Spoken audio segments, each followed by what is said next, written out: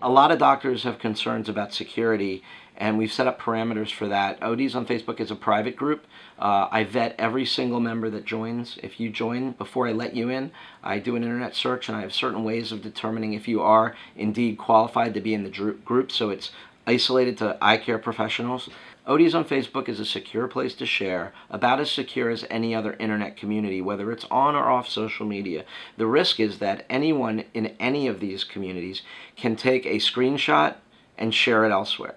While it's against our guidelines, and we deal harshly with that if we find out about it, no online forum or community is free from the fear of that. However, it is a private community, so we vet each member carefully to make sure that everybody belongs, and that's a responsibility I take very seriously. Are there any HIPAA compliant concerns? Absolutely. If you're posting compelling images, visual fields, OCTs, anything on there, you must be sure to black out any names, dates of birth, any identifying information from the case. You can talk about the case in a generic way, but HIPAA can be a very big problem. We don't take responsibility for any violations of HIPAA, or I don't as the founder of the group, but I do have in our guidelines recommendations on being careful about that. ODs on Facebook evolved in a few ways. I had some basic guidelines that created a friendlier and gentler conversation than had been in other forums.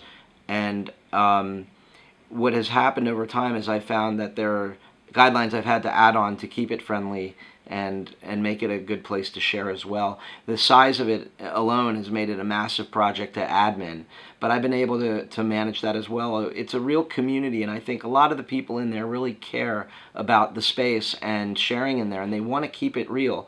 They will notify me when there's a guideline violation, in private often. So the members actually help me police, which is a tremendous I didn't anticipate that happening, and it's a tremendous benefit to me in keeping things real in the community. The amount of time that I put into this it's hard to put a finger on it, because I'll be on there in between patients or when I have downtime. Now with mobile devices, I can be on it even more. Isn't that great? But however, I did recently hire an executive assistant. Her name is Marcy Moskowitz, who is helping me to manage the community and make sure that things are smooth and that she's able to deal with things on several levels that free up some of my time. In terms of average usage of the group, I collected some statistics about a year ago, and some interesting statistics came out of that collecting of statistics. 73% of the active members look at the group more than 5 times a day. I think it was about another 8 to 10% were 3 times a day, and the amount of time they spent in the group was the average was about 15 to 30 minutes a day for those active users. So it's quite a big amount of time they spent in the group.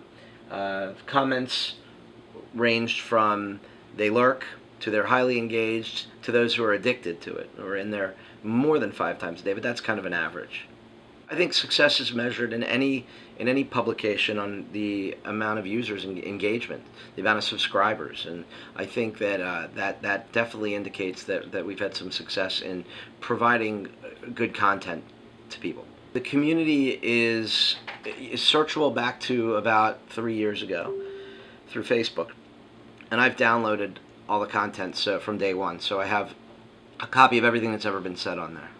In terms of the content, if it's put on Facebook, it's findable. It's findable by some type of discovery process.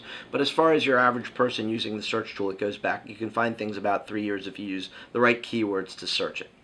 In terms of ODs on Facebook, it's a real privilege to be able to provide a forum where people can get together and not only share content, but build relationships and get to know each other, which is a big part of social media. We've been able to do that in the community, and we even take it off the community at our ODs on Facebook events at the Vision Expos and at Seco. So it's really been fun to bring people together, to be a connector, and I take a lot of pride in that, and I hope that I've added some value to tens of thousands of people's lives.